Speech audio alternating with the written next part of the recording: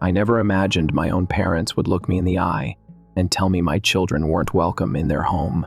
But there I was, standing in my kitchen, gripping my phone, my mother's voice light and casual, as if she weren't about to break my heart. "Honey, we need to talk about Thanksgiving this year." For a moment, I let myself feel relieved.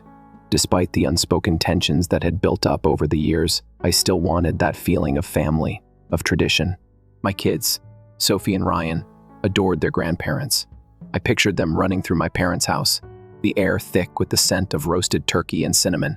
"Of course, Mom. What's the plan?" I asked, smiling to myself. There was a pause, just long enough to set me on edge. "Well," she said, clearing her throat, "this year, we're doing something a little different. A smaller gathering. Just adults." I frowned. "Oh, so no kids at all?" Another pause. Then, more hesitantly, "Well, no, not exactly." A cold weight settled in my stomach. "What do you mean?" Mom sighed, as if she was the one being put in an uncomfortable position. "Emma, we love your kids, we really do. But they're a bit, energetic. We just feel like it would be better if you left them with a sitter this year." I tightened my grip on the counter. "Just my kids? What about Nathan's?" Nathan, my older brother, the golden child, the one who could set a building on fire and still be praised for how warm it made everyone feel. Mom hesitated, and that was all the confirmation I needed. "Nathan and Sarah are bringing their boys," she admitted. "But you know how well behaved they are, Emma. They're just quieter, more refined. It's easier to have them at the table." I felt like I had been slapped. "They're just kids, Mom. Sophie is 7. Ryan is 4. Of course they have energy, but they're sweet. And they love you." "We're just trying to have a peaceful evening," she said, irritation creeping into her voice, as if I was the one being unreasonable. I swallowed back the sharp words threatening to spill out. It wasn't just about Thanksgiving. It was the way they had always treated my children like an afterthought while putting Nathan's kids on a pedestal. The way they went to every one of Oliver's soccer games, but never showed up for Sophie's dance recitals. The way Christmas presents for Nathan's kids were always a little nicer, a little more thoughtful. And now, they weren't even trying to hide it. "I can't believe this," I whispered. "You're actually telling me my kids aren't welcome, but Nathan's are?" "Oh, Emma, don't be dramatic," Mom sighed. "It's just one dinner. You and David are still invited, of course." I almost laughed at the absurdity of it.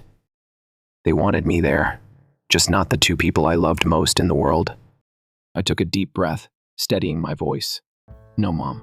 If my kids aren't welcome, neither am I." Silence. Then, a sharp exhale. "Suit yourself," she said, and the line went dead. I stared at my phone, my breath unsteady. From the living room, I could hear Ryan and Sophie giggling as they built a pillow fort, completely unaware that their grandparents, the ones they adored, had just cast them aside like an inconvenience. I took a long, slow breath, my mind racing. I had spent my whole life trying to please my parents, bending over backward to fit into their world, to prove I was just as worthy as Nathan. But at what cost? If I let them do this, if I went to that dinner while my kids sat at home, wondering why they weren't good enough, what kind of mother would that make me? No, I wasn't doing this anymore. They had made their choice. Now, it was time for me to make mine, and they were going to regret it. The weight of my mother's words lingered long after the call ended. I stood in my kitchen, my phone still clutched in my hand, my fingers trembling as I set it down. The quiet hum of the refrigerator filled the silence, but inside, my thoughts were anything but calm. I had always known my parents favored Nathan, but I had convinced myself it wasn't as bad as it seemed, that deep down, they loved all of us equally. But tonight, they had ripped away any illusion of fairness. They didn't even try to hide it anymore. They loved his children more. A sudden burst of laughter echoed from the living room. I turned to see Sophie and Ryan still playing in their pillow fort, completely unaware of the rejection that had just taken place. My chest tightened. They deserved better. I squared my shoulders and walked into the living room, forcing a smile. "All right, you two," I said, my voice steadier than I felt. "Who's ready for movie night?" Ryan perked up immediately. "Can we watch the one with the talking dog?" I scooped him up, pressing a kiss to his soft curls. "Of course, buddy." But as we curled up on the couch, the anger inside me refused to settle. I had spent years trying to fit into my parents' world, playing by their rules, hoping that if I just did everything right, they would finally see me as equal to Nathan. But it had never been enough, and I was done trying. The next morning, my phone buzzed with a text from Nathan. "Nathan, Mom said you're being difficult about Thanksgiving. Why do you always have to make everything so dramatic?" I stared at the screen, my jaw tightening. Of course, she had already run to him. Me. "Oh, so she told you she uninvited my kids but invited yours?" The typing bubbles appeared, then stopped. A full minute passed before he finally responded. "Nathan, she just wants a calm dinner, Emma. You know how your kids can be a lot, like they were a burden. Like they were something to be tolerated, not loved." Something inside me snapped. "Me? Enjoy your perfect Thanksgiving, Nathan. I won't be there." I turned off my phone before he could respond. If they didn't want me or my children at their table, fine. I wouldn't be part of their world at all. And they were about to find out what that really meant. For years, I had been the reliable one. When my parents needed someone to pick up groceries, they called me. When their Wi-Fi stopped working, I was the one who drove over to fix it. When they wanted help organizing a family party, I was the one stuck making calls and running errands. Nathan, he got to be the golden child, doing the bare minimum while reaping all the rewards. But if I wasn't part of their preferred family, then they weren't going to benefit from me anymore. A week before Thanksgiving, my mother called again. I debated ignoring it, but something in me wanted to hear what she had to say. I answered. "Hello? Emma," she said, her tone cautious. "I just wanted to check in. I know you were upset, but I really hope you'll reconsider. We would love to have you and David there. Not you and the kids, just you and David." I took a slow breath. "I meant what I said, Mom.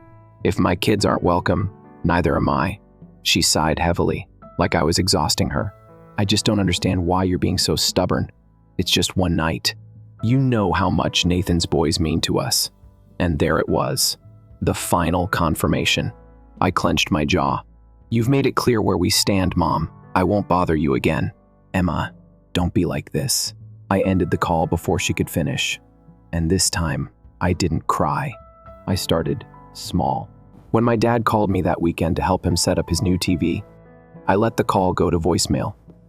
When my mom sent a text asking if I could pick up her prescription, I left it unread. For years, I had been at their beck and call, always available, always reliable, but not anymore. And it didn't take long for them to notice. By the time Thanksgiving rolled around, I had missed 12 calls and ignored 6 texts. Then, on the morning of Thanksgiving, I got a message from Nathan. "Nathan, Mom and Dad are really upset that you're ignoring them. Are you seriously going to let this go this far?" Me. It already went too far when they told me my kids weren't welcome. This time, he didn't reply. I put my phone on silent and turned my attention to my real family. Sophie and Ryan were at the table, helping David mix pancake batter. They were covered in flour, laughing hysterically. This was our Thanksgiving, and for the first time in years, I felt completely at peace. But little did I know, my parents weren't done yet, and their next move would be something I would never forgive. Thanksgiving morning was peaceful in a way I hadn't experienced in years. No rushing to get the kids dressed in their best clothes. No stress over making the perfect side dish. No anxious glances at the clock to make sure we weren't late. Instead, our home was filled with laughter, the sweet scent of pancakes, and the warmth of real family. Sophie and Ryan took turns stirring the batter, while David flipped the pancakes with exaggerated skill, making them giggle every time he almost dropped one. For the first time in a long time, I felt free. Then my phone rang. I glanced at the screen. Mom. I let it go to voicemail. A minute later, it rang again, and then again. David shot me a look. Want me to turn it off? I hesitated, then shook my head. If it's an emergency, I should at least know. Sighing, the first swiped to answer. What is it, Mom? Oh, now you pick up. She huffed. I suppose you're just sitting at home feeling sorry for yourself while we're all having a lovely dinner. I exhaled sharply. Mom, if you called to gloat, I really don't have time. That's not why I called, she snapped, her tone shifting from smug to sharp. I need to ask you something. I pinched the bridge of my nose. What now? Did you cancel the credit card? My grip on the phone tightened. What are you talking about? Your father's credit card, she said, irritation thick in her voice. The one we've been using for groceries, gas, essential things. It was declined this morning. A slow, icy realization crept up my spine. The card she was talking about wasn't theirs. It was mine. Years ago, when Dad was recovering from surgery and money was tight, I had added them as authorized users on my account temporarily just to help them through a rough patch. I had meant to remove them when they got back on their feet, but life got busy, and I forgot. And they never reminded me. I clenched my jaw. You mean my credit card? There was a pause. Then Mom scoffed. Oh, don't be so dramatic, Emma. It's just a card. You make good money, and we figured. You figured what? I cut her off, my voice shaking. That you'd just keep using my money? That I wouldn't notice? Oh, don't act like this is some big betrayal, she sighed, exasperated. We raised you. The least you could do is support us now. I inhaled sharply, my patience hanging by a thread. Are you serious? After telling me my kids weren't good enough to come to Thanksgiving, you still expected me to keep paying for your groceries? Are you even hearing yourself? Mom let out a long, dramatic sigh. You know what, Emma? This is exactly why we don't like having difficult conversations with you. You always overreact. Overreact. I was done. You're right about one thing, I said, my voice dangerously calm. I did cancel the card. And since we're having honest conversations now, let me make something very clear: you won't see another cent from me. Ever. Mom gasped, as if I had slapped her. Emma, don't be ridiculous. I cut her off. And while we're at it, don't expect Christmas gifts, birthday gifts, or anything else either. You made your choice when you told me my kids weren't welcome. Now I'm making mine. Silence. Then, in a voice colder than I had ever heard from her, she said, You'll regret this. And then she hung up. For a moment, I just stood there, gripping my phone so tightly my fingers ached. Then, slowly, I turned back toward the kitchen. David was watching me carefully. Everything okay? I forced a small smile. Yeah, I said, my voice steadier than I felt, just taking out the trash. He didn't ask any more questions. We spent the rest of the day wrapped in our own little Thanksgiving, watching movies, baking cookies, playing board games.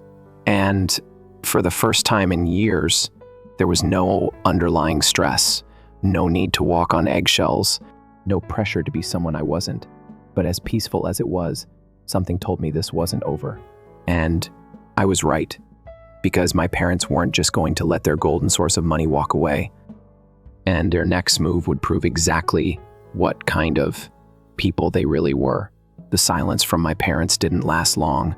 3 days after Thanksgiving, my phone lit up with an incoming call. Nathan. I debated ignoring it, but curiosity got the best of me. I exhaled sharply and answered, What do you want? What the hell, Emma? He snapped, skipping any pleasantries. Mom just called me in tears, saying you cut them off. What is wrong with you? I closed my eyes, pinching the bridge of my nose. Did she also tell you they've been using my credit card for years without my knowledge? A pause. Well, she said you were helping them out. I let out a humorless laugh. Helping them out? Nathan, they racked up thousands of dollars on my account without asking. Meanwhile, they've been treating my kids like they don't exist. But sure, let's act like I'm the bad guy here. He sighed, clearly trying to control his frustration. Look, I get that you're mad, but cutting them off completely? That's extreme. You mean like how they completely excluded my children from Thanksgiving? The first shot back. They just wanted a peaceful evening, Emma. I clenched my jaw. Oh, I see. So they can use my money, but my kids aren't good enough to sit at their table? You're twisting this, he groaned. No, Nathan. I'm finally seeing it for what it is. A long silence stretched between us before his voice turned calculating. Look, maybe we can work something out. What if you just sent them a smaller monthly amount? That way, no one has to suffer over a misunderstanding. I nearly dropped the phone. Let me get this straight. You want me to keep sending them money after they literally told me they love your kids more than mine? They didn't mean it like that, he grumbled. They said it, Nathan. He had no response for that. After a moment, his voice turned stiff. Fine. If you want to be selfish, that's on you. But don't expect Mom and Dad to forgive you anytime soon. I smirked, shaking my head. I'll survive. Before he could argue, I hung up. For the next few weeks, my parents played the silent treatment game. No calls, no texts. I figured they were hoping I'd cave come crawling back, begging for their approval, like I always had. What they didn't realize was that, for the first time in my life, I didn't need it anymore. And just when I thought they had finally given up, they pulled one last desperate stunt. The letter. It was the week before Christmas when the letter arrived. David found it in the mailbox, his brow furrowing as he read the sender's name. "It's from your parents." I stiffened. Oh, great. Let me guess, guilt, manipulation, or straight-up gaslighting. He smirked. "Why don't we find out?"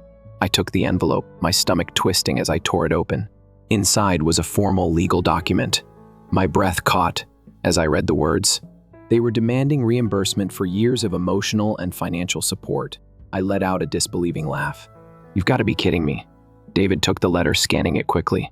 "They're saying you owe them for raising you, for all the financial sacrifices they made for your well-being." His jaw tightened. "Are they seriously trying to bill you for your own childhood?" Apparently they were. They had even included itemized costs, things like food, clothes, school supplies, and medical expenses from 20 years ago. And at the bottom of the page, a final sum, $78,542. I blinked at the absurdity. "They seriously think I'm going to give them nearly 80 grand? David scoffed. "They must be desperate." I exhaled slowly, anger burning through me. This wasn't about money. This was about control.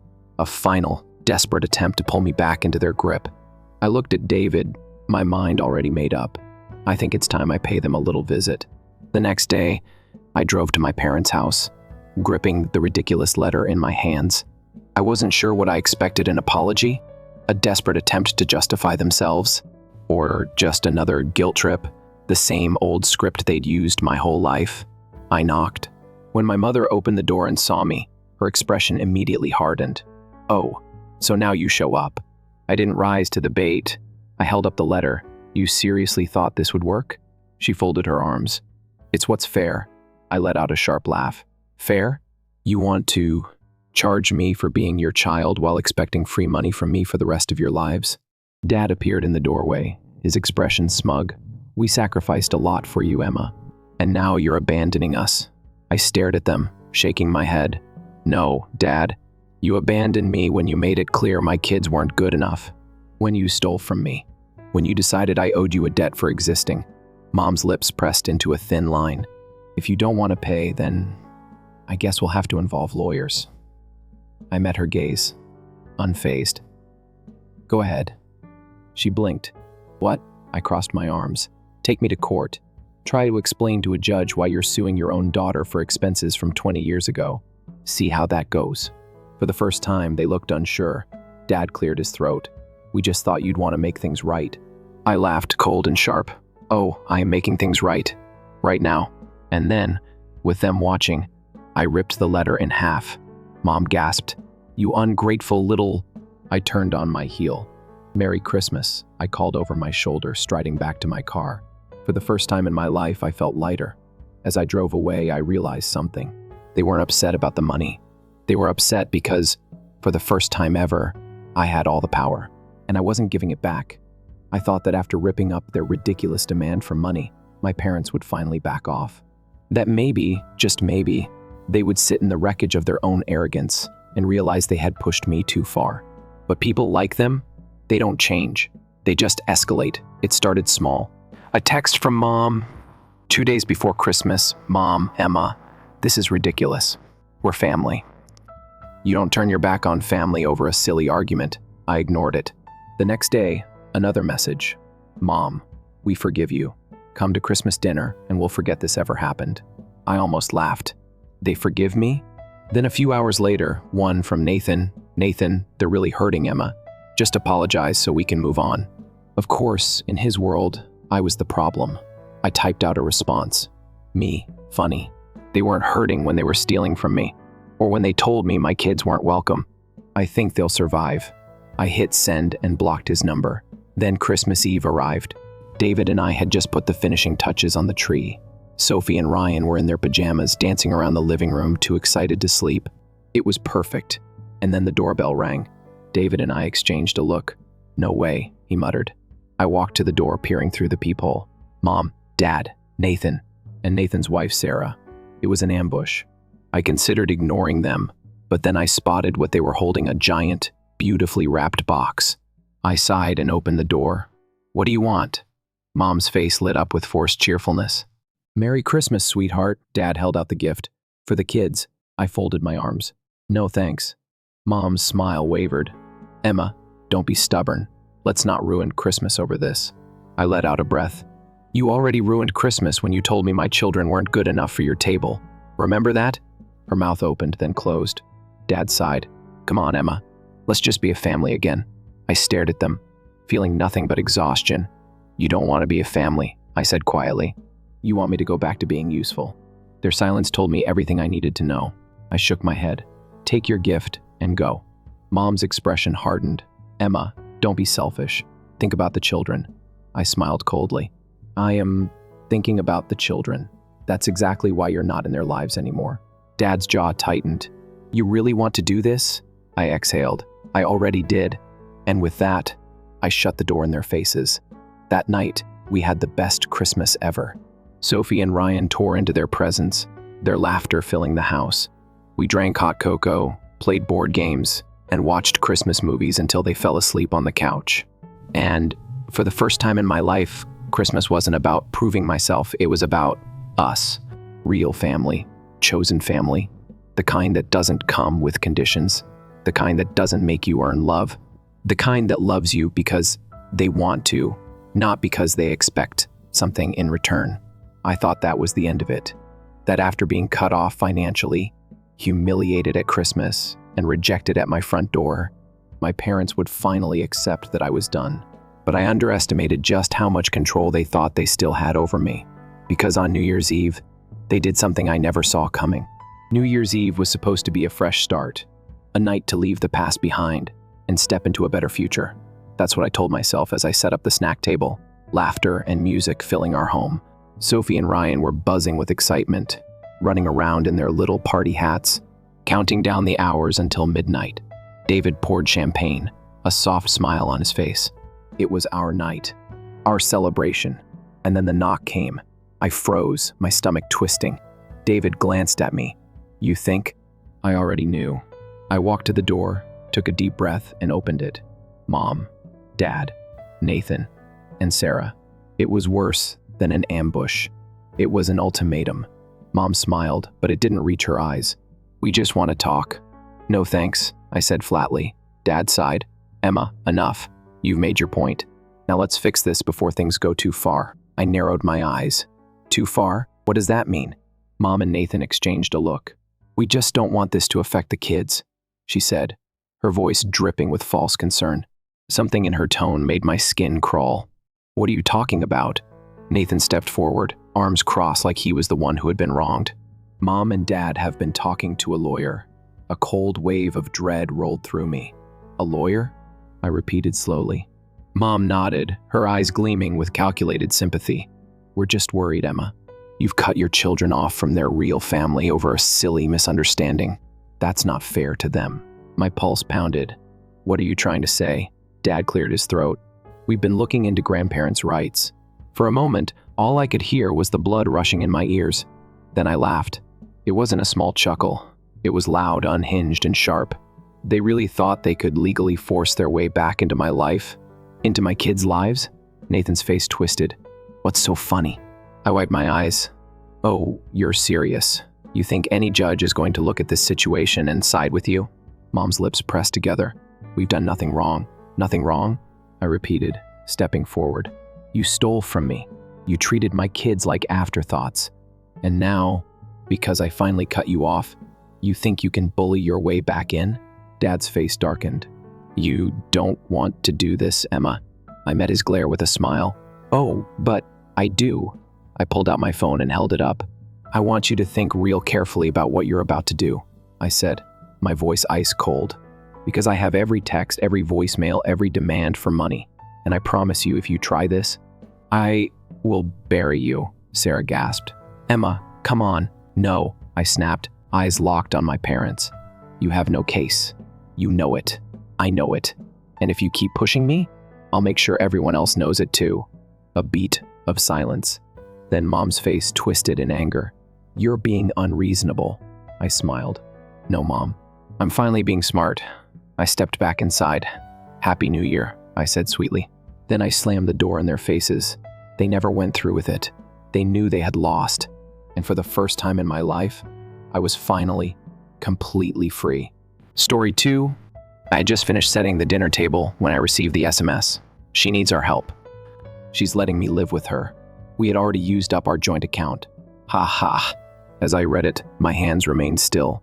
I summoned my son down for supper without faltering in my voice.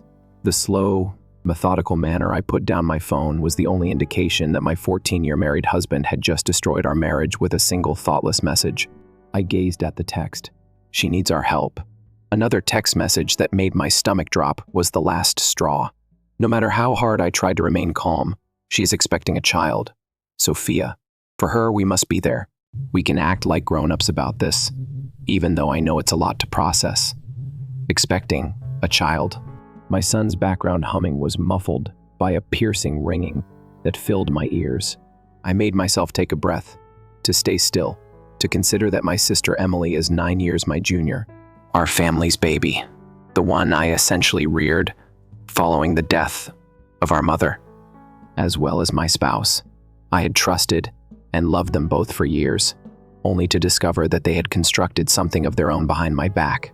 My motions were robotic as I proceeded to arrange the table. The lights in the dining room were warm, the aroma of cooked poultry, the pure voice of my son. Everything seemed normal, as if my life had not just fallen apart. I typed my answer. Well done. No emotion, no rage. Only that one word. James could have assumed that I would shout, cry, or plead. He was going to be severely let down. There had been signs.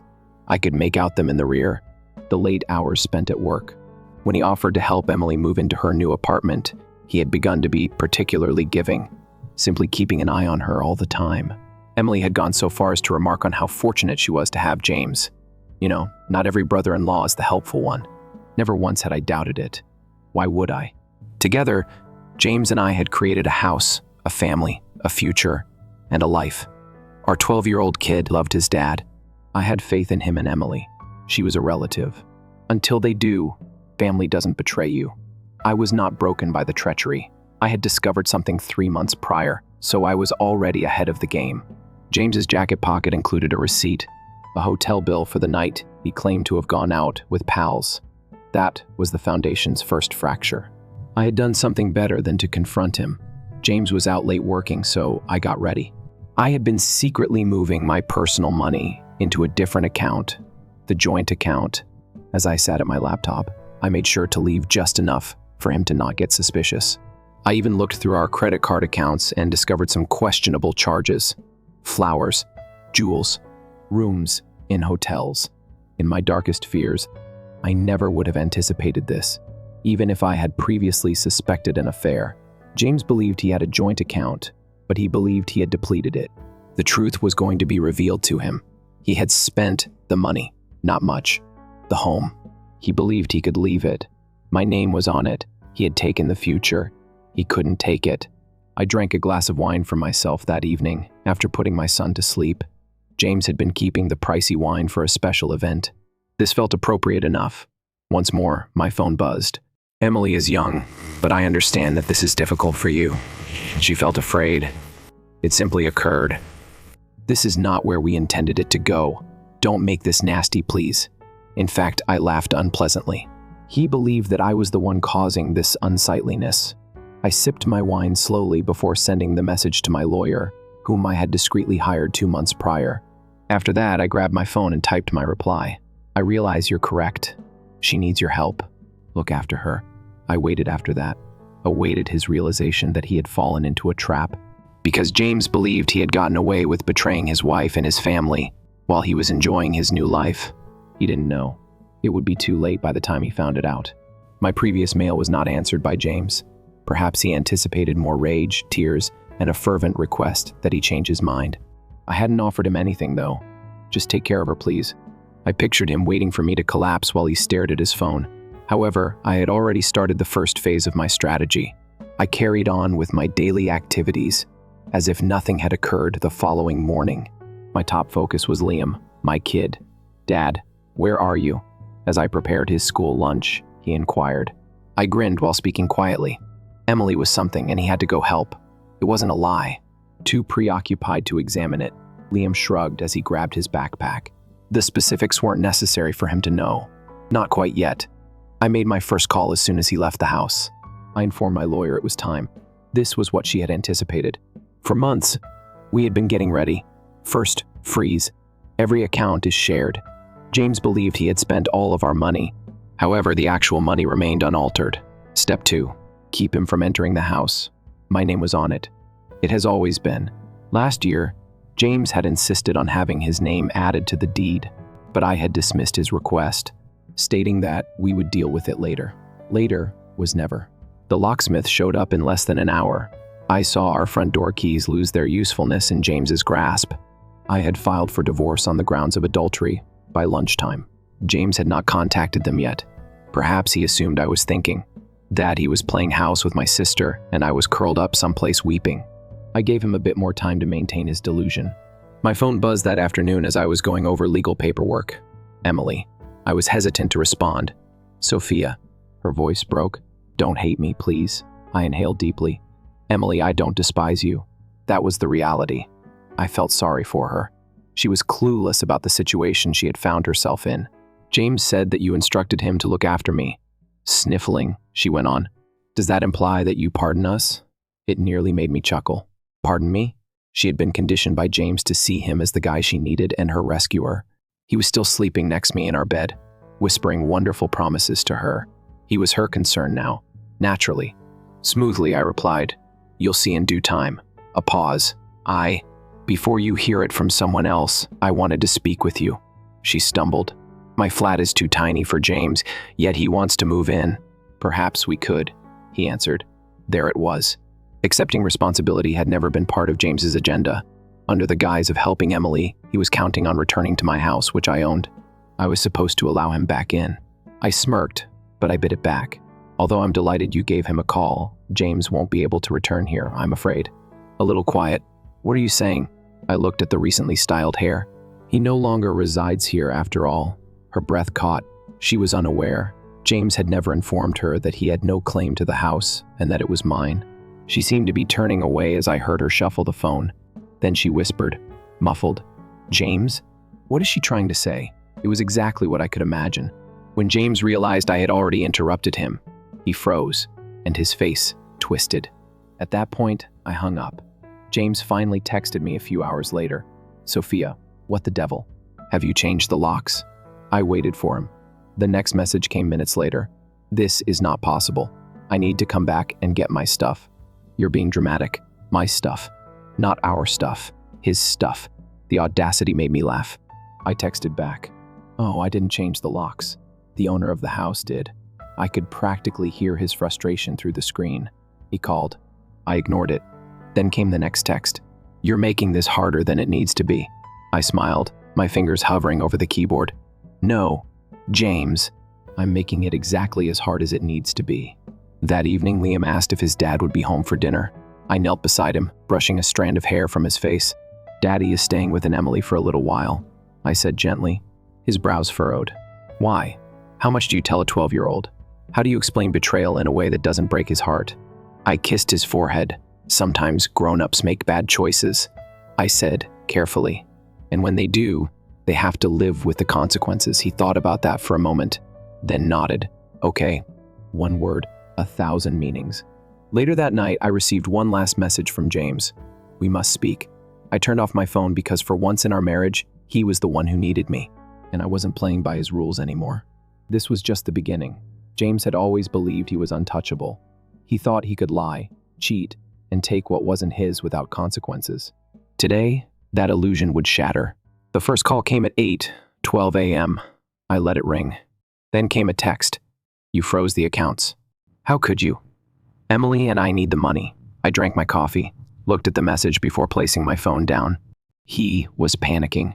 I could see him now hurriedly checking his banking app, realizing that, while he thought he had emptied our joint account, he had in fact only walked away with peanuts compared to what I had secretly moved months previously.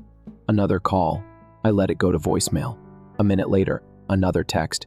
You can't just leave us with nothing. Emily is pregnant. Sophia, we're beginning a family. It nearly made me chuckle. James expected pity for starting a new family after he had willingly left his former one. He wasn't requesting help. He was requesting a rescue. My lawyer phoned at 10 a.m. James's lawyer contacted him. He's saying that by freezing the accounts, you did something harmful. I grinned. Did you let them know that I did it lawfully? Of course, she laughed, and that he never owned the house. That must have surprised him. Give him a surprise. As I stirred my coffee, I spoke. He needs to understand that his acts have repercussions. She hesitated. Something else is involved. This morning, James attempted to take money out of his personal accounts. His credit cards seemed to be fully charged. I arched an eyebrow. His attorney didn't say it out loud. She went on, but I believe James thought he could play happy family with Emily and live off your money. He is now becoming aware that he has no financial safety net. Excellent. For years, James had spent money carelessly, as if it would never run out. Expensive timepieces, vacations with his pals, or at the very least, a sports automobile. However, he was no longer my issue. Emily called at noon. I paused before responding, then hit the button. Please speak to him, Sophia. I said nothing. He had no idea that you would accomplish all of this. Her voice trailed off as she went on. He pondered. What did he think? Emily? I cut him off by saying that he might steal and cheat and still take my house, money, and life. She gave a whiff. The dilemma I have is that we are expecting a baby. After a moment of silence, she confessed. James assured me that we wouldn't have any problems since he had everything under control. I took a deep breath and leaned back. Emily was innocent and youthful. She had been stupid, but I didn't want to discipline her. Emily, you have to live with the decision you made. She broke down in tears. I'm at a loss on what to do. Not even a place to stay exists for us. James mentioned that my lease expires next month. What did James say? Quiet. James had promised her the home, and I already knew that. He hadn't been too concerned earlier because of this. He had thought that I would just accept it if he waltzed back in with his new family. I chuckled to myself. Emily, you'll have to find it out on your own. Finally, I said, the same as I did. I hung up after that. James finally arrived at my house at 3 p.m. and rapped on the door. Sophia, let's talk. I gave him permission to knock. After a minute, I slightly opened the door to give him a glimpse, but not enough to let him in. He had a crimson face. His hair was unkempt. The haughty man who had texted me days before was not him. He was desperate now. Let me in, please. He made a demand. No, James, I just stated. He tightened his jaw. Don't do this, Sophia. I'm expecting a baby with Emily. You are penalizing us for a recent incident. Do you believe this to be punishment? I arched an eyebrow. No, James. You are just receiving what you are due. His face contorted. I anticipated your vindictiveness. I grinned. Did you expect me to be weak? He sneered. I can't be thrown out like garbage. After 14 years of marriage, you threw everything away for a brief affair with my sister. He winced. James, you made your decisions, and now, like Emily, you get to live with them. His next words stopped me before I could close the door. I'll defend the house. I am entitled to certain rights. I grinned. He was still unable to grasp it. James, you have no leg to stand on. Before we were married, I owned the house. It isn't a marital property, and I've already filed with the courts because of the divorce papers. You left our marriage for another woman, and we'll see it. His face went white. He didn't think I would move so fast. I cocked my head. However, proceed. Engage a lawyer. Check it out for yourself. Oh, hold on. I smiled mockingly at him. Surely you can't afford one? His nose wrinkled. Now he was fuming. He clenched his fists at his sides. It was visible to me. When he became aware that he had lied to himself, he whispered, "You'll regret this." I gave a shrug. I doubt it. I closed the door in his face after that. I was drinking another glass of wine that evening when my lawyer texted me. The divorce filing was formally acknowledged by James's lawyer. They are also asking to meet. James appears to be having difficulties. I grinned. This was only the start. James believed he could turn on me, take it from me, and get away with it. But I had planned for this, each and every stage, and by the time he realized just how far ahead I was, it would already be too late. James was losing control, and I was enjoying every second of it. The next morning, I sat in my lawyer's office reviewing documents. James is scrambling, she said, flipping over the documentation. His attorney is already asking about mediation, which suggests he realizes he doesn't have anything to fight with. I grinned. I presume they're expecting I'll be sensible. She nodded. They'll presumably press for some form of financial settlement, but considering that he abandoned the marriage and participated in adultery, the courts won't be in his favor. Excellent. I leaned back in my chair, inhaling softly. I had spent years sacrificing, compromising, trying to make things work with James. Now, I owed him nothing. By lunchtime, my phone buzzed with a call from an unknown number. I responded, anticipating another legal update. Instead, I was confronted with a panicked voice. Emily, Sophia, she sounded terrified. James is. He's losing it. He is considering bringing a lawsuit against you for monetary damages. He claims that you destroyed his life. I choked back a chuckle. His life was wrecked by me. He has no money. Her voice trailed off as she went on. This morning, he attempted to use one of his credit cards, but it was denied. Additionally, the bank informed him that he had overdraft costs when he contacted. He is accusing me, Sophia. He was, of course. Throughout his life, James had never accepted responsibility for anything. My voice was unnaturally calm as I sighed. What are you expecting me to do, Emily? She paused. I'm afraid, but I'm not sure. He has changed. He shouts, he's not the same James. He holds me responsible for everything. He continues stating that none of this would be taking place if I hadn't become pregnant. It was there, the unpleasant reality. She hadn't been prepared for the sight. She was never loved by James. She was an error. He was attempting to reverse. I take a deep breath and close my eyes. Emily, I said softly, he is treating you in the same manner that he treated me. You just haven't seen it before. Quiet. Then there was a soft whimper. I believe that I erred. No, I believed you manufactured a number of them. I didn't say it though. Instead, I spoke steadily. You must choose what is best for both you and the child. Her breath came out shakily. I have no idea where to go. James was meant to take care of everything, and my apartment lease is almost up. We'll be all right, he said. I nearly felt sorry for her. Nearly. But I didn't have to take care of her. She had to live with the decision she had made. Emily, I have to leave. Just take care of yourself, I added. I hung up after that. James attempted to call around 4 p.m. I choose to disregard it. A SMS message appeared a few seconds later. Sophia, you've got your point. Let's act like adults now. He wanted to be a grown-up now, he realized. I gave an eye roll. Then there was another text. We don't need to start a war, you see. Please allow me to return so we can speak. While I work things out, I need a place to stay. I nearly felt sorry for him. Nearly. Then I recalled. His first text ended with a ha-ha, which I recalled. I recalled the deception, the hidden presence, and the hotel invoices. I recalled how he had written me off as inconsequential. Then, all of a sudden, I felt completely okay. I just typed one answer. You have to figure things out for yourself. I banned his number after that. I received a pleasant update from my lawyer that evening. Officially, James was no longer able to access our remaining joint assets. A meeting had been sought by his attorney. They desired to engage in negotiations. I grinned. He was unaware of the possibilities he believed he had. I had already gotten ahead by 5 paces. James was falling apart more quickly than I thought he would. I didn't anticipate how quickly his world would fall apart, but I did anticipate his struggling and stumbling through the disaster he made. I observed from a distance, aware that he was responsible for his own demise, and before long, he was on the verge of collapse. James was falling apart more quickly than I thought he would.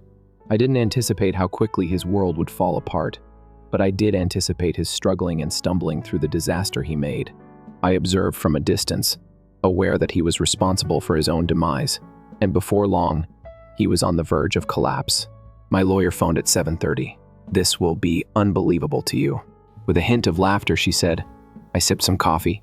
Give me a try. James is going to get kicked out. I almost choked. From whence was he evicted? Emily's flat. She clarified. It appears that the lease was only in her name, and last night the landlord presented them with an eviction notice since she hasn't been able to pay the rent. I blew a soft whistle. So both of them are homeless? It appears to be, I said. She said, James must have thought he could rely on you for his entire life. It was obvious that he had no intention of helping Emily. I shook my head and reclined in my chair.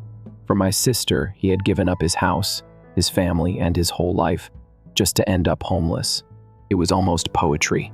An anonymous number called me at 9 in the morning. I responded, immediately figuring out who it was.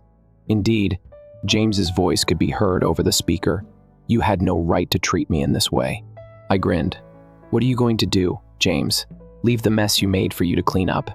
You stole the house, frozen my accounts, and left me with nothing." He spit. "Tonight I don't even have a place to sleep. Are you even concerned?" I gave an eye roll. "James, the instant you packed your bags and headed out to see my sister, I lost interest." He chuckled bitterly. "Didn't you act as though I orchestrated this?" I posed a challenge.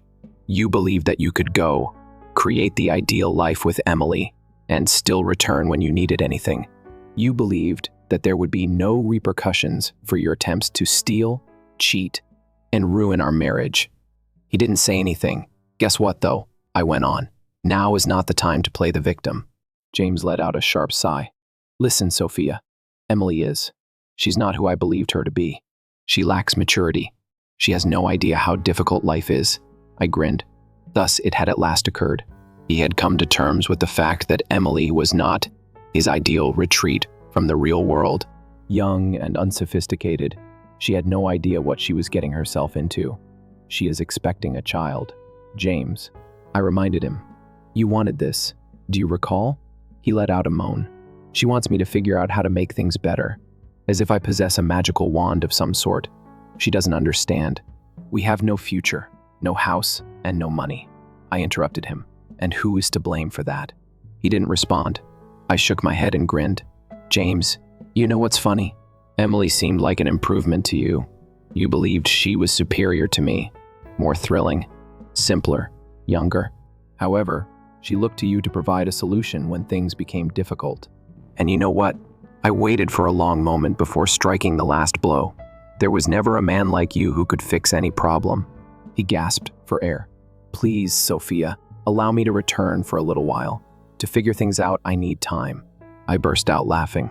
"Do you really believe that I would allow you to enter my home once more?" "You're delusional," I said. "Don't do this, Sophia. This is not who you are." I grinned. "James, you never truly knew me." I hung up after that. I got an SMS from Emily at midday. "I'm at a loss on what to do."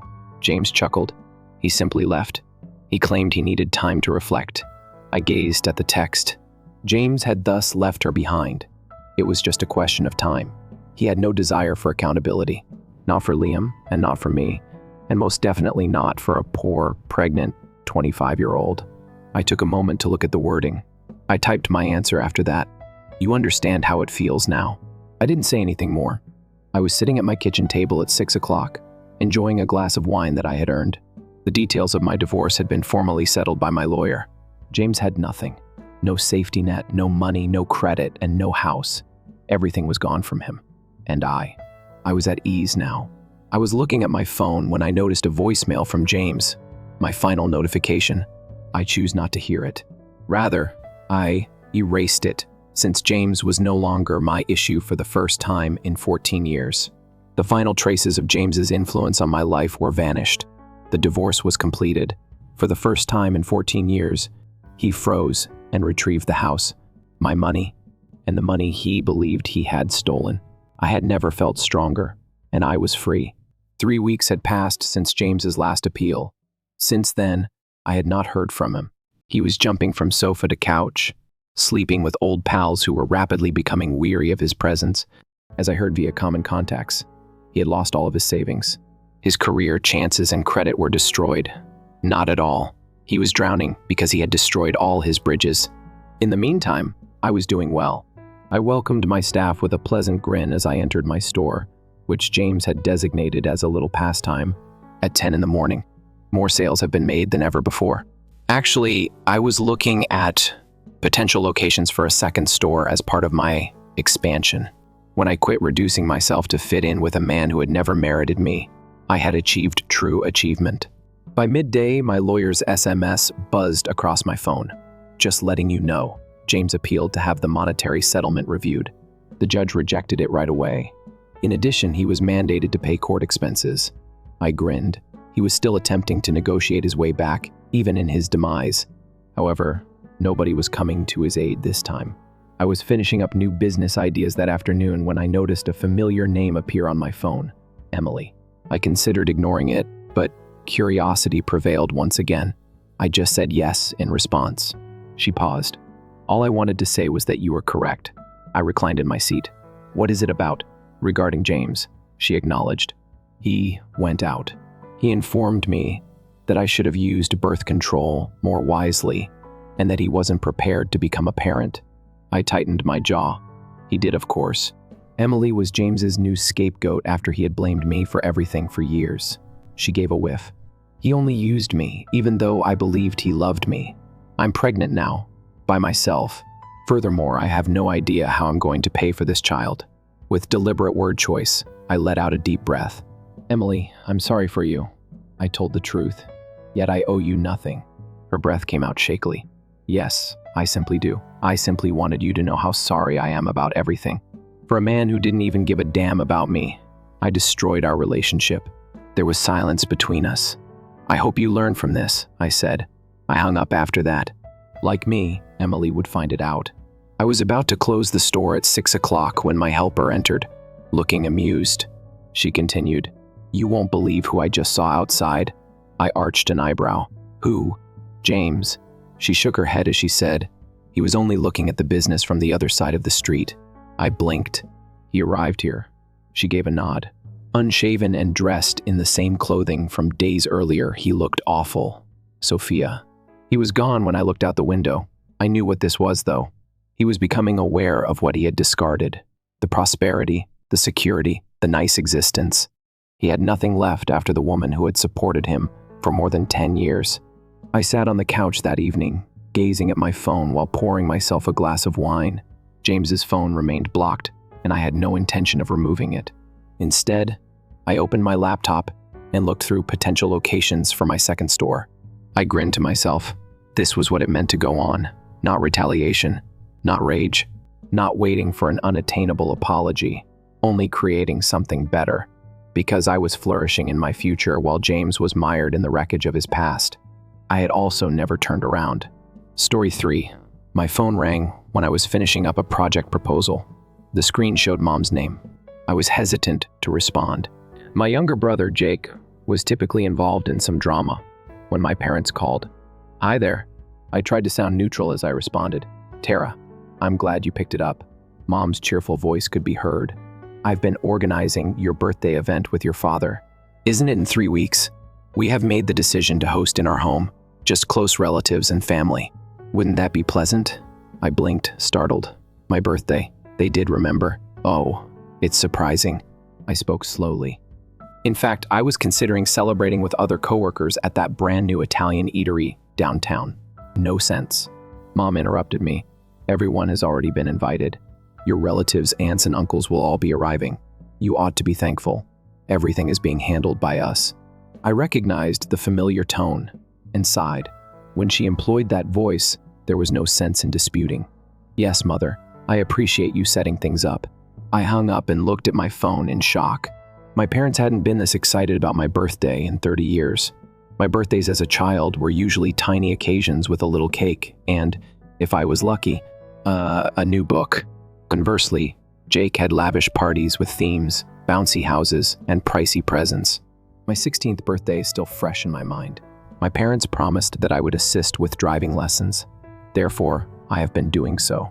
Instead, they stated they needed to conserve money and offered me a $20 bookstore gift card. They got Jake a secondhand automobile for his 16th birthday 3 years later. Within 3 weeks, he totaled it, and they replaced it without receiving any complaints. I made a self-promise to never demand anything from them again. When I moved out at the age of 18, I took on extra jobs, worked my way through college, and eventually established myself as a project manager at a marketing company. At least their obvious partiality had taught me to be independent. Why, therefore, did they feel the need to celebrate my birthday? There was a part of me that hoped they had finally come to terms with their long-standing unfairness. Perhaps they were attempting to put things right. It didn't seem possible, but maybe they had thought about how they treated me once they became 30. I returned to my computer and concentrated on the task at hand. ignoring thoughts of my family. If approved, my idea may result in a sizable commission, which would increase my already increasing savings. In the last year, I had concluded 3 significant projects, and each one had resulted in big incentives. I had utilized those funds, together with the money I had been accumulating for years, to purchase my own apartment 2 months prior. Just mine, no mortgage, clear and unrestricted. It was a modest 2-bedroom home in a good area. It wasn't very ostentatious, but it was the first place that ever felt like home. Jake texted me, and my phone buzzed. "I overheard your mother organizing your birthday. Sounds good." There was a trace of the sarcasm that pervaded most of our conversations, even in this straightforward message.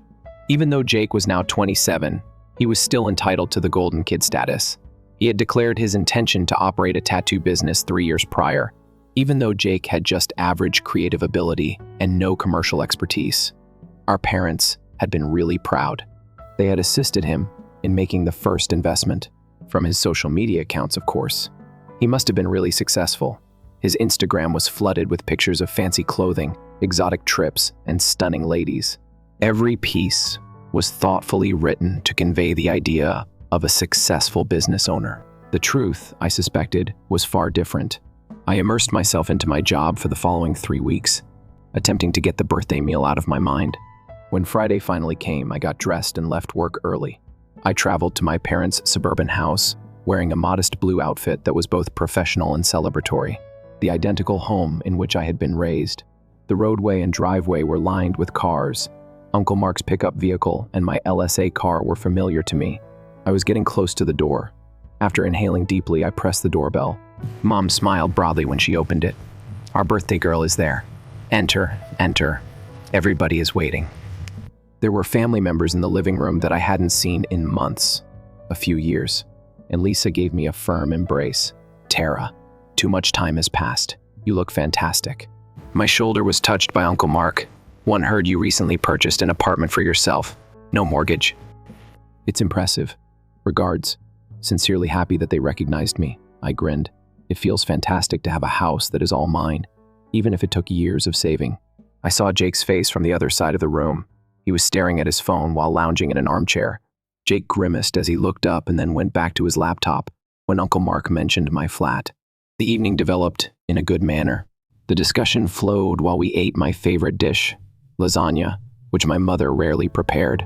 Family members complimented me on my apartment and inquired about my work.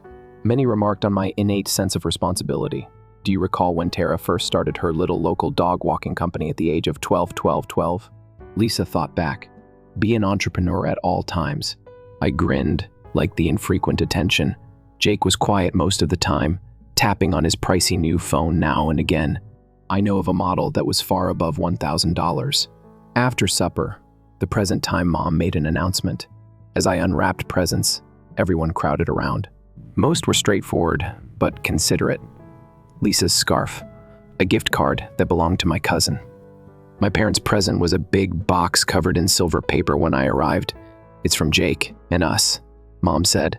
There was a fancy coffee machine inside. "It's not the most intimate present, but it's definitely helpful." I said thank you, with sincere gratitude. "This is fantastic." As the evening drew to a close, with every last embrace, relatives started to go. I was more at ease. Perhaps my parents were genuinely attempting to patch things up between us. Although it hadn't been particularly lavish, this birthday had been typical. That alone seemed like a gift. Once everyone had departed, except for myself, my dad, and Jake, I started gathering my stuff. "Thanks for hosting, Mom. This was nice." "Wait, Tara," Mom murmured, her look suddenly concerned. "We need to talk to you about something important. Sit down, please." The shift in her tone made my gut knot, but I took a seat on the couch. Dad joined Mom on the couch opposite me, as Jake lounged in a neighboring chair, still immersed on his phone. "What's going on?" I questioned, my prior happiness gradually vanishing. Mom and Dad shared a look before Mom spoke. "It's about Jake. He's facing some financial issues. A few years ago, when Jake launched his tattoo parlor, he took out some debts for company expansion." Dad jumped in. "The firm hasn't been going as well as predicted, and now he's having problems keeping up with the payments." I bit my tongue to keep from informing out that Jake was rarely at his shop. His Instagram showed him a beach, resorts, nightclubs, and on boats with new ladies virtually weekly. Just last month, he tweeted images from a 2-week trip to Bali. Not exactly the conduct of someone struggling financially. How awful is it? I asked cautiously. Mom and Dad exchanged another gaze. His debts are about $200,000. Mom finally said 200,000. I gasped. That was more than I paid for my entire apartment. How is it even possible? Jake eventually looked up from his phone. Business expenditures add up, he replied defensively. Equipment, rent, advertising.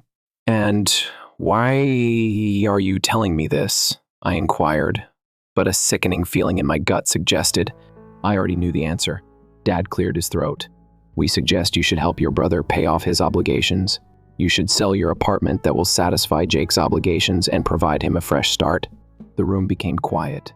I glanced at my parents, hoping for them to crack a grin, to let me know they were kidding, but their features stayed serious. You want me to sell my flat, which I saved for years to bail out Jake? My voice was soft yet strained. He's your brother? Dad stated sternly. Family helps. Family. I looked at Jake, who had the courtesy to seem slightly embarrassed, albeit he was still texting someone, the ghost of a smile flickering on his lips. This isn't happening, I mumbled, standing up. I'm not selling my flat, that's absurd. Jake's head snapped up. Well, what a terrible sister you are, he spit. I knew you wouldn't help. You can't be serious, I said, gazing from Jake to my parents. He owns a yacht, for God's sake. I've seen the images. He drives a Porsche. Why doesn't he sell those? Those are vital for my image as a businessman, Jake replied, suddenly enthusiastic. I can't forsake my professional appearance. How would that seem to potential clients? And my house isn't significant, I fired back, the home I toiled for years to afford. You're being selfish, Mom, muttered, her voice rising. Jake needs our aid, as his elder sister. You should support him. And what about all the support you've given him over me his entire life? The words came out before I could stop them. The automobiles, the holidays, the business investment. That wasn't enough. That's different, Dad replied dismissively. He's had different wants than you.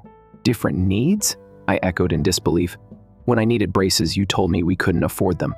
6 months later, Jake got an expensive gaming system for Christmas when I needed help with college tuition. You said I should take out loans. But when Jake wanted to start a tattoo parlor with 0 experience, you handed him thousands. Stop exaggerating, Mom snapped. We've always treated you both fairly. I took a deep breath, trying to calm myself. I'm not selling my apartment and a discussion. Mom's face hardened. She stood up, walked to the coffee table, and grabbed the box containing the coffee maker they'd given me earlier. Then you don't deserve gifts from us, she said coldly, pulling the box away. I stared at her in shock, even for her. This was cruel. I think you should leave, Dad said, standing beside Mom. If you can't support your brother in his time of need, you don't deserve to be part of this family. You don't deserve to be our daughter, Mom added her voice. Ice. Jake watched this exchange with a smug expression that made my blood boil. Fine, I said, grabbing my purse and jacket.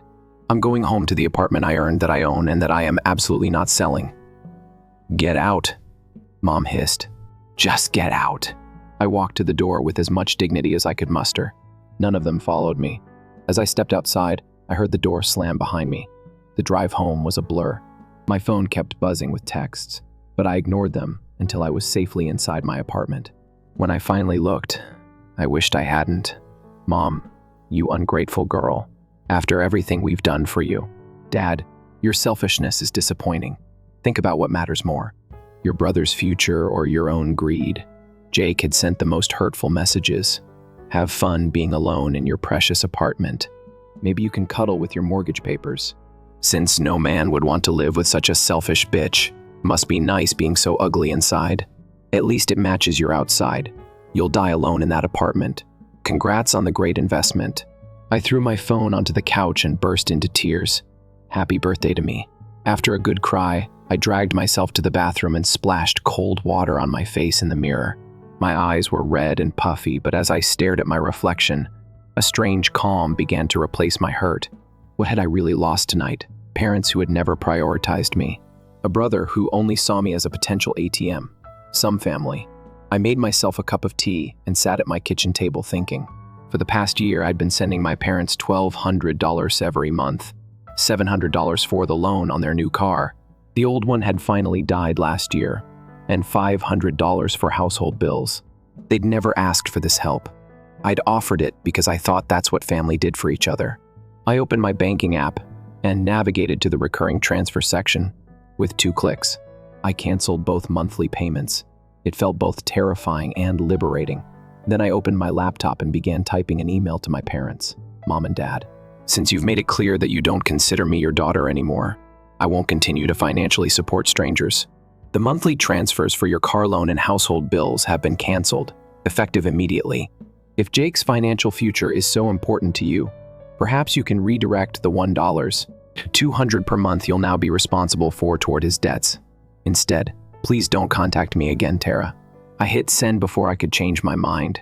Then I turned off my phone, took a long hot shower, and went to bed.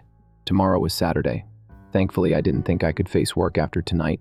I switched on my phone the next morning, and it immediately began buzzing with notifications, 53 missed calls, and dozens of text messages, mostly from my parents and Jake. I scrolled through them with a detached curiosity. Mom, how dare you cancel those payments without discussing it first? Call me immediately. Dad, your mother is very upset. What you've done is incredibly cruel, Jake. Nice job screwing over Mom and Dad to get back at me. Real mature. The messages grew increasingly frantic and angry. The latest one, sent just 30 minutes ago, was from Mom. We need to talk. Call me now.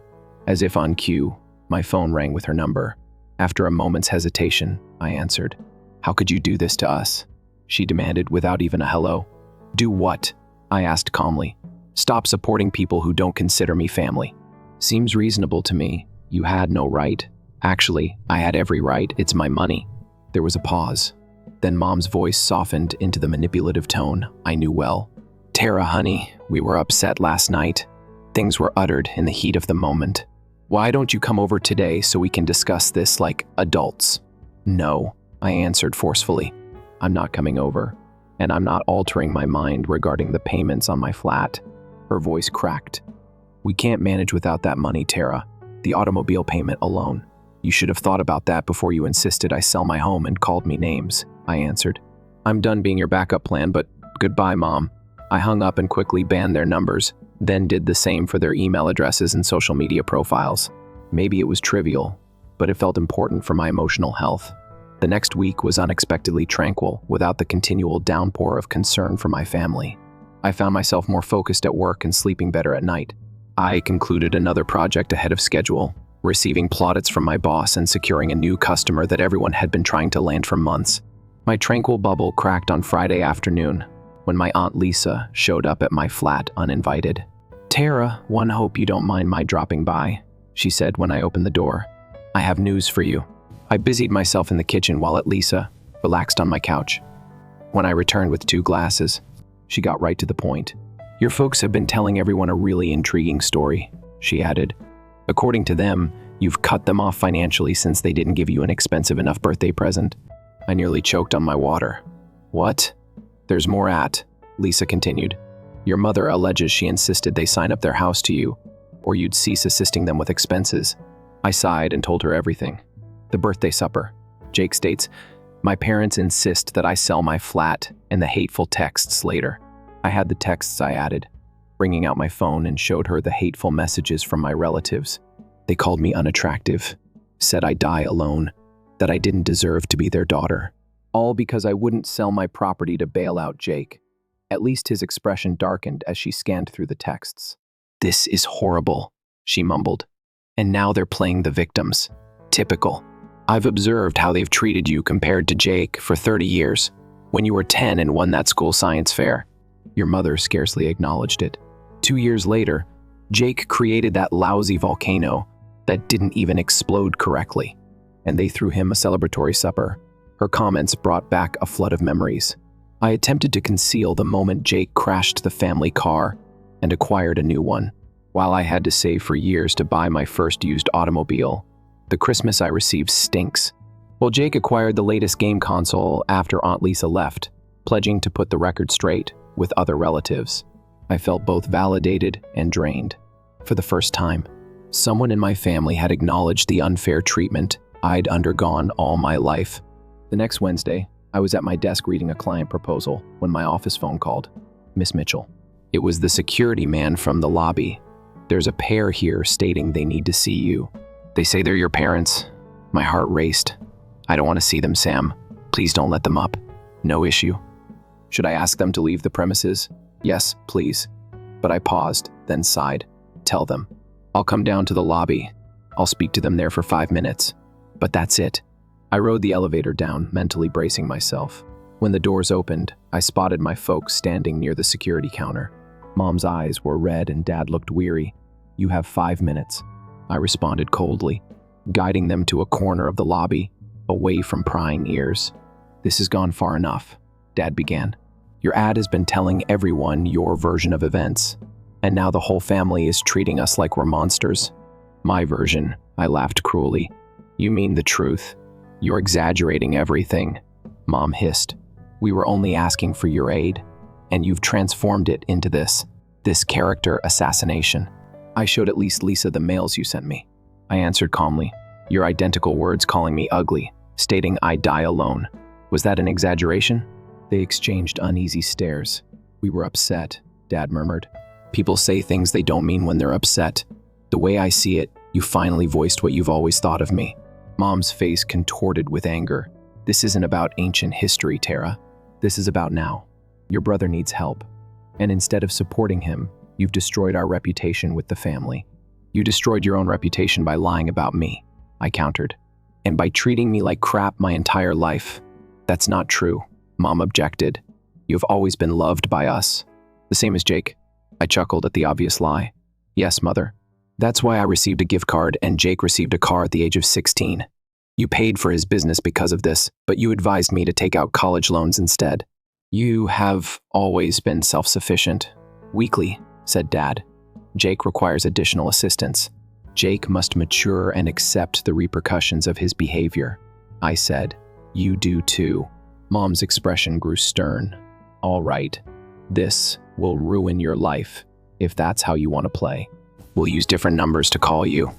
From new accounts, send you an email. Arrive at your workplace.